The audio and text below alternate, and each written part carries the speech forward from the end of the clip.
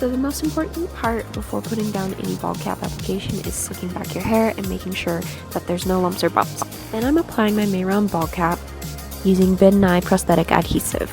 I'm using a Q-tip to apply it to the skin lightly, and you also want to make sure that the adhesive is slightly dry before you actually put your appliance down on top of it. Then I'm going back over the bald cap with some foundation and some concealer powder, which I did not show on camera.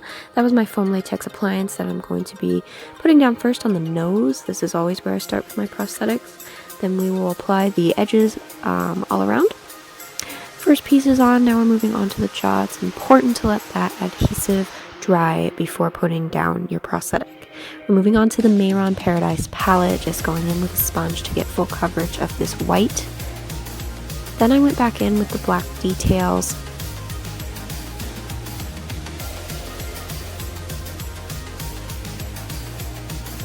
Filling in the jaw area here and then adding a little bit more detail to the nose.